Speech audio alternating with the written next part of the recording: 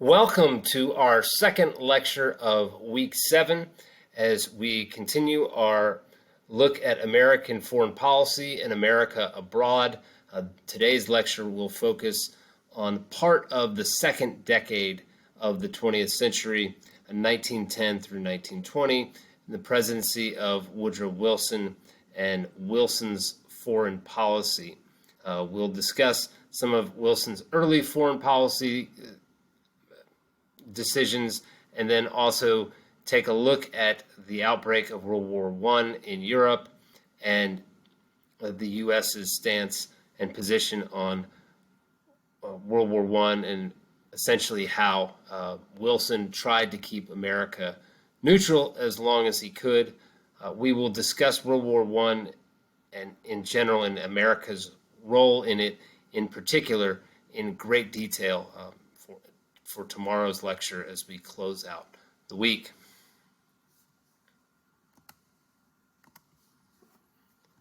But before we get to World War I, let's just take a look at Woodrow Wilson's overall foreign policy philosophy and how that unfolded in the early years of his presidency.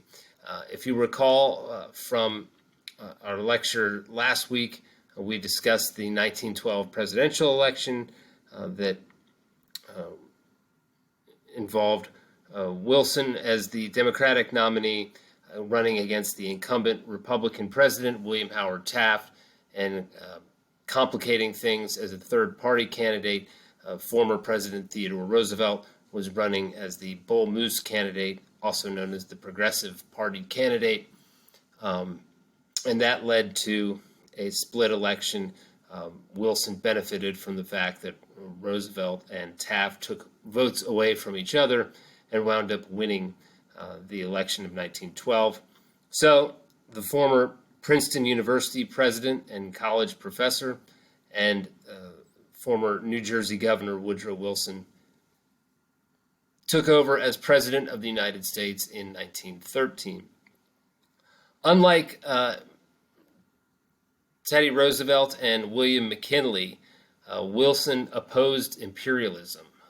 He did not believe in America colonizing just for the sake of national interest and trying to expand economic and political power beyond the North American continent, where America was already well established by this point.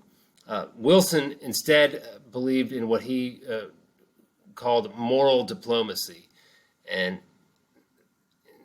the way that he viewed foreign policy was that he thought that America should promote democracy throughout the world, so that America should not try to take over foreign territories and civilize and the natives and govern for them because they were incapable of self-governing, which is generally the way that imperialists approached foreign policy. But instead he wanted to aid allies so that they could install their own democratic governments, or at least lay the foundation for a democracy and a democratic government taking over. That was Wilson's general philosophy. He believed America had a moral duty to do this, that this was something that was part of America's moral fabric, and that it was almost required to do that through, from God, basically.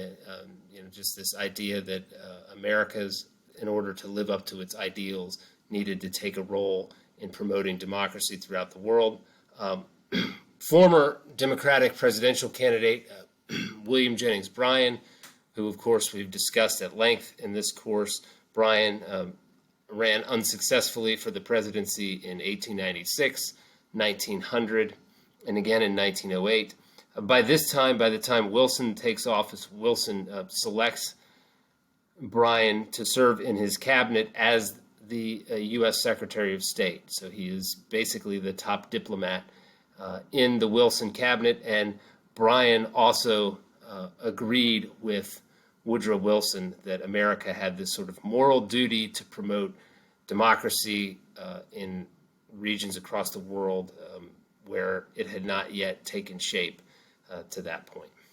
So with that in mind, we will turn our attention to the nation south of America, in North America, and that would be Mexico.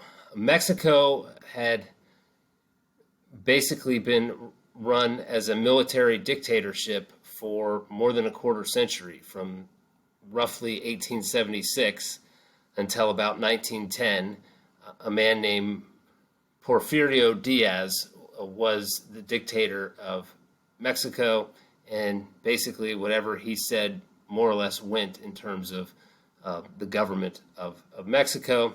But in 1910, a revolution occurred in Mexico that ultimately forced him from power by 1911. This, of course, is before Wilson took office. But after the ouster of Porfirio Diaz, there was a vacuum for power, a power vacuum, and so there was a scramble amongst revolutionary leaders for control of the Mexican government. Victoriano Huerta, a military general, initially assumed control of Mexico. By this point, Wilson is president of the United States, and he refused to acknowledge Huerta or his regime as the legitimate government, the legitimate leader, if you will, of Mexico. Instead, Wilson backed another revolutionary, a man named Venustiano Carranza, and Wilson supported Carranza by sending American battleships to Mexico in order to block arms shipments to Huerta. So he's basically cutting off Huerta and his men from getting military supplies by having American battleships patrolling Mexico. Subsequently, Wilson sent additional Navy personnel to Veracruz, and American soldiers went on land in Veracruz, American sailors, I should say. That resulted in a skirmish, and ultimately 19 Americans died in the small battle, but over 200 Mexicans were killed. So there's a lot of chaos here on the ground with regard to military. It's not technically a war, but it's certainly a conflict that where tensions are rising quickly. In the wake of that Veracruz encounter, Carranza took office, but one of his aides, Pancho Villa, immediately challenged Carranza's regime, and he wound up leading a raid in Mexico that killed 16 American miners who were just private citizens in Mexico for work and working on construction of a mine, engineers, if you will. After Pancho Villa and his men killed those 16 American miners, he then crossed the border into New Mexico in the U.S. and arrived in the town of Columbus, New Mexico, burned the town to the ground, and killed an additional 17 Americans. As you might imagine, Woodrow Wilson is outraged by this act by Pancho Villa, and he immediately sends American troops to Mexico under the leadership of General John Pershing, Blackjack Pershing, as his nickname was, and he orders Pershing to lead this squadron of men to basically smoke out Pancho Villa and capture him or kill him and restore Carranza to power. Ultimately, the federal troops, the U.S. troops, failed to capture Pancho Villa, but their presence and their aggressiveness forced him to stay on the run and away from the center of power in Mexico. And as a result, Carranza was able to establish a foundation for democratic government. Carranza was able to finally take over as the Mexican leader. So in the end, Wilson got what he wanted. The primary goal was for Carranza to become the Mexican leader and for the foundation of a democratic government to take hold in Mexico, as opposed to the military dictatorship that had been present throughout the tenure of Porfirio Diaz and could have remained potentially under Victoriano Huerta as well.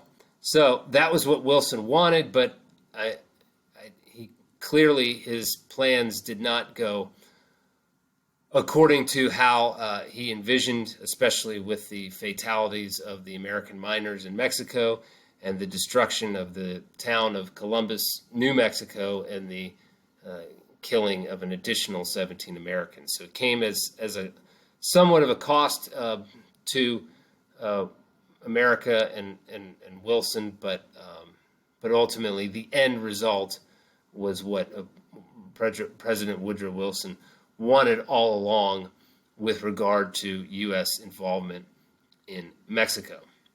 Mexico was not the only country in Latin America that attracted U.S.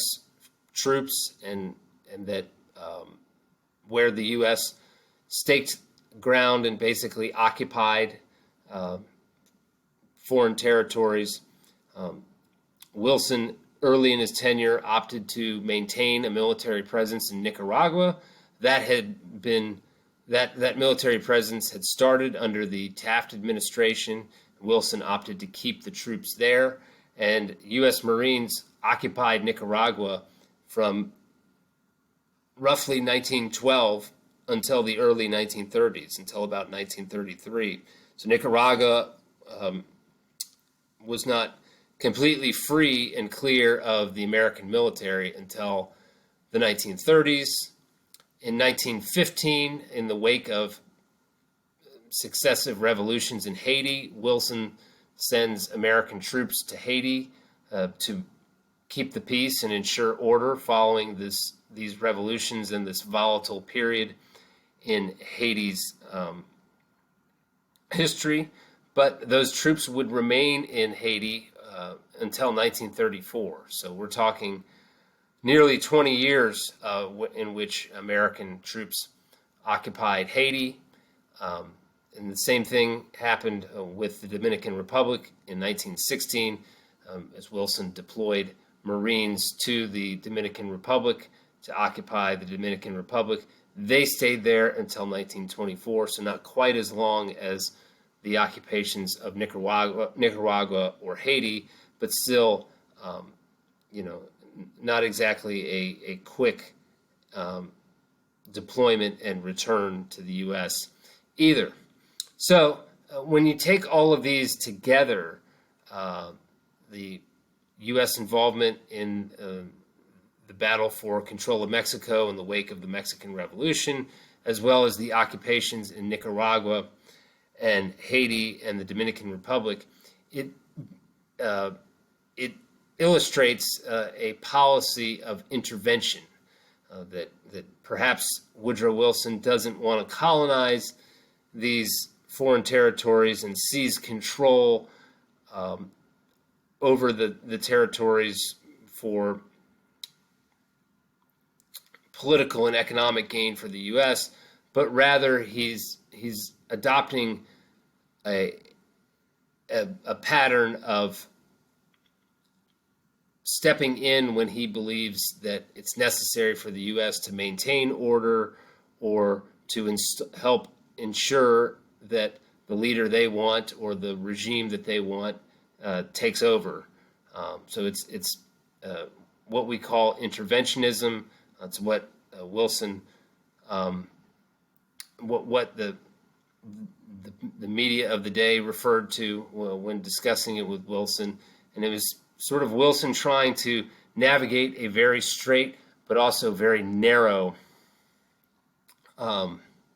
pathway to avoid full-scale war and full-scale military operation and avoid taking on new land and new territories and to claim for the United States, but also not sitting idly by the wayside while a military regime or a dictatorship or some other sort of revolutionary coup or military takeover of a government in Latin America is concerned. Wilson was very willing to send troops if he felt that it was necessary. And I'm sure he would argue that he was basically trying to adhere to his moral diplomacy philosophy and promote democracy.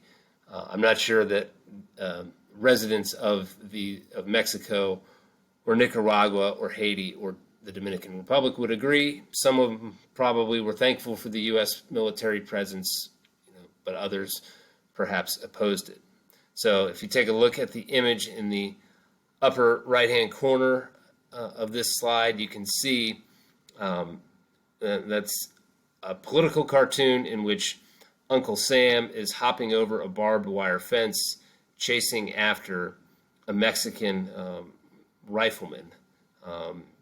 And Uncle Sam has a rifle in his hand as well, so he's basically chasing after Pancho Villa in that picture, that cartoon, as America is not going to just sit there and let Pancho Villa take control of the Mexican government. And that was sort of symbolic of Woodrow Wilson's interventionism policy of foreign affairs during the first term of his presidency in the 19-teens.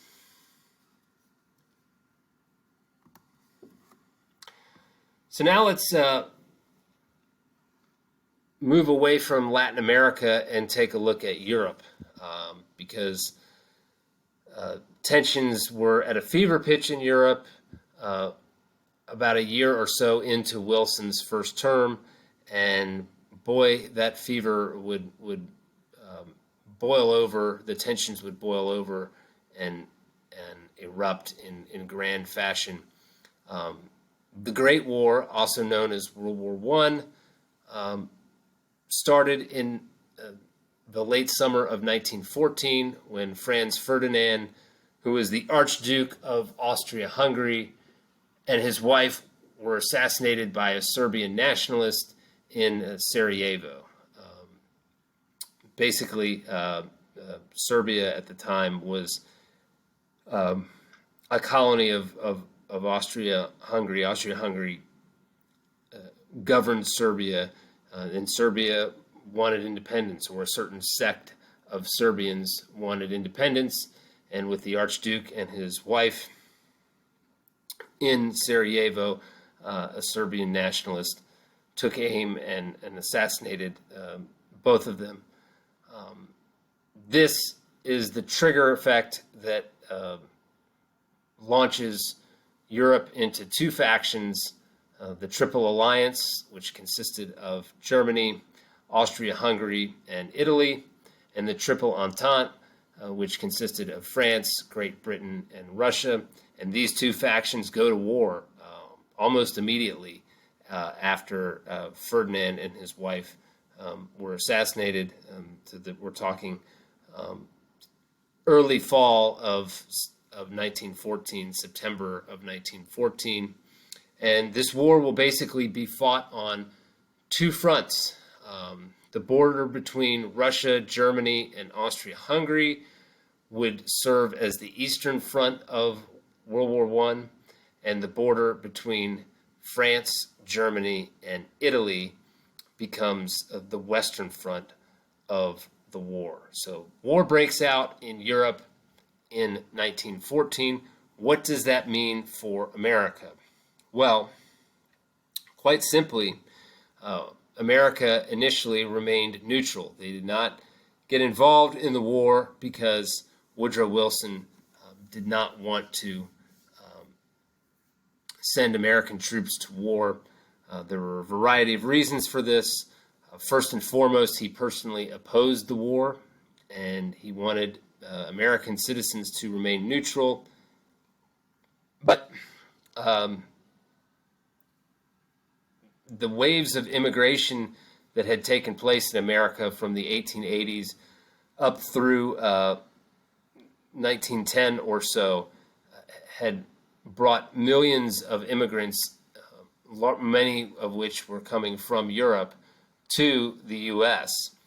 And these are new Americans, and they have a lot of old ties back in their former countries, the old country, if you will. So this ethnic diversity in America made it difficult for Wilson and the federal government to officially take sides in the war, but at the same time, it was very difficult for ordinary American citizens, particularly those that had immigrated rather recently from European nations, to ignore and to remain neutral. So let's break it down a little bit here in terms of numbers. Nearly 8 million American citizens at the time of the war's beginning were German immigrants, and an additional 4 million American citizens at this time were Irish immigrants.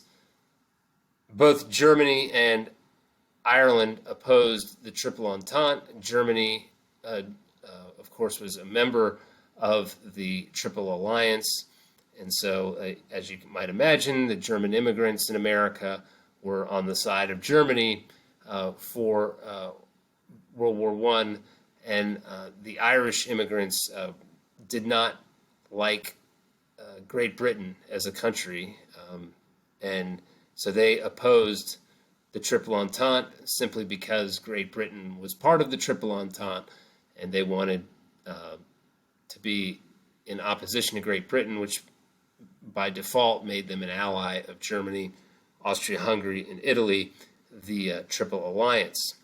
So that's quite a bit of people. I mean, that's 12 million people right there. But America was a nation of immigrants. There were numerous immigrants from other European nations, including Italy, Russia, and Austria-Hungary. And America, of course, had originally been a British colony, so there were generations of Americans that had Anglo-Saxon lineage and had family members that perhaps still lived in Great Britain, and as a result, they backed Great Britain. And it remains very difficult for these factions of people, of these American immigrants and first or second generation Americans to remain neutral, because the World War I is really the first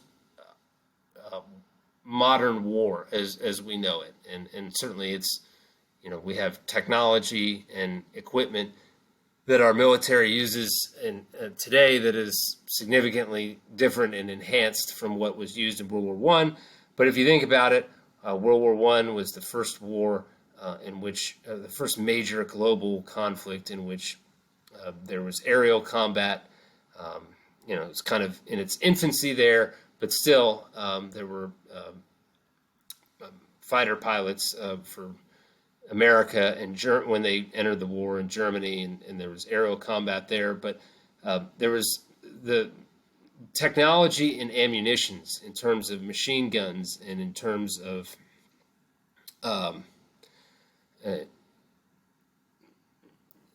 in terms of machine guns and in terms of grenades and other things where you could launch ammunition to wipe out entire areas very quickly meant that there was an enormous amount of casualties in Europe, and it was very difficult for American citizens to ignore the great amount of death that was taking place. I mean, we're talking about battles in which 20,000 British soldiers died in a single day, or a combined 40,000 soldiers between the two sides might die in a day or a day and a half of fighting. Nobody could really fathom exactly how much death was occurring at such a rapid rate. The Civil War and other wars in the 19th century involving America and Europe, there was never the volume of casualties and fatalities that were occurring at such a rapid rate. And it was very, very difficult for regular American citizens to remain neutral, although the government and Woodrow Wilson's administration was determined to try to remain neutral for as long as they could. In addition to the ethnic diversity of America during this time, remember, this is still during the height of the Progressive Era, and that the Progressive Era still sort of dominated the political landscape on the domestic front in the U.S., and many progressives opposed the war in general. They were far more concerned with America's domestic issues regarding business and corporations and fair wages and labor unions and issues of women's suffrage and other social issues, the temperance movement to curb the consumption of alcohol. All of those sort of things were dominating domestic life on the political side as far as the progressives concerned. That's what they were trying to accomplish and achieve during this time, and they just felt that there was an ocean between America and Europe, and that should serve as a good buffer to prevent America from entering the war. In addition to progressive era politicians and their supporters among the general public, organized labor in America also opposed the war, and Samuel Gompers, the longtime president of the American Federation of Labor, he argued if America was to enter war, or if and when they did enter war, Gompers argued for a volunteer army as opposed to conscription. That's what Gompers was trying to achieve. He didn't want the labor union members that he represented to be conscripted into the army. We would call it drafted into the army today, but forced to serve, forced to leave their jobs and leave their homes and go serve in the war. He wanted America's fighting force to be composed strictly of volunteer soldiers and not the factory workers and miners and other members of organized labor, factory workers and mill workers.